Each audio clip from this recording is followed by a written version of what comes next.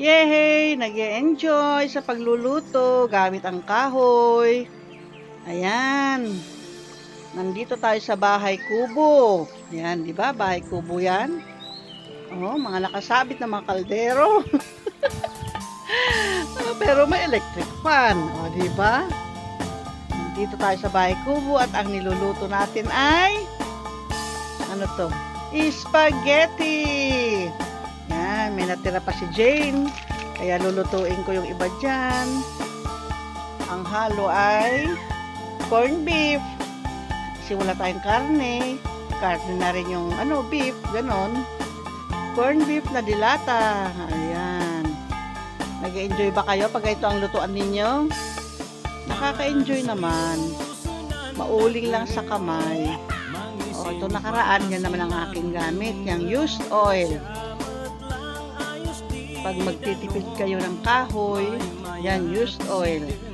Dahil 6 na sako na yung kahoy namin at marami pang kahoy doon sa labas na na pagpira-pirasuhin ni Lolo.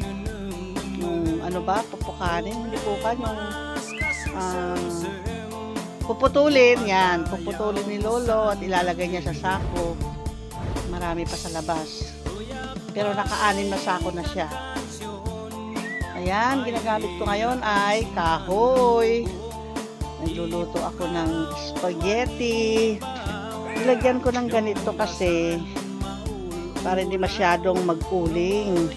Yung ilalim lang nito, may butas yung yung kawali. Para yung pit lang niya ang mauulingan. Pero nakikita naman ninyo, nauulingan na rin. Hindi nga lang masyadong kapit yung uling pag ganyan. Sa ilalim lang. Magluluto tayo ng spaghetti. Yan, mainit na.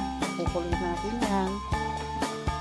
Dali lang, kukuha ko ng kahoy. Dudukot ako ng kahoy sa sako. Yan. Pa.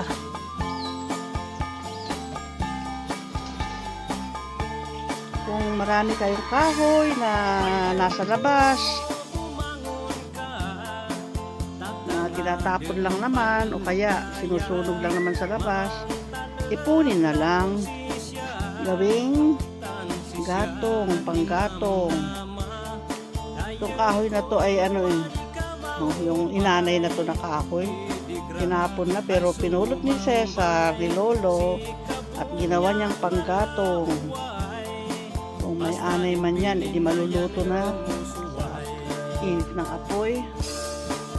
Pero kung nagmamadali naman kami sa pagluluto at halimbawa tubig lang, yung takuringan namin sobrang itim na at tubig lang halimbawa ang niluluto namin sa almusal, hindi na kailangan magparikit dyan kasi siyempre kailangan yan marami kang iluluto pag ito ang ginamit mo.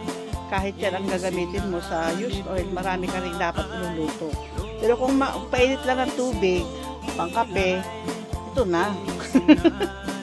Mas social na konti. Ayan na lang. Portable gas stove. Butane naman ang gamit namin dito. Lalagyan lang ng butane, pero yung butane nakatabi doon sa gilid. Hindi namin i-stay dyan. Yan ang gagamitin ko. Yan ang ginagamit ko pag ako'y papainit ng tubig ng konti lang o kaya pagprito ng 4 na pirasong tuyo o daing. O, dyan na. Saan ka pa? Maraming lutuan. O, diba? Ito pa, lutuan din to. Used oil din to. Pinatungan ko lang ng tinatong ko lang dyan yung para sa kahoy. Yan. Kung sinong gustong magpagawa ng used oil kalan o kaya ng lutuan ng gamit ay kahoy, ayan, magsabi lang po, mag-PM lang sa akin, mura lang yan.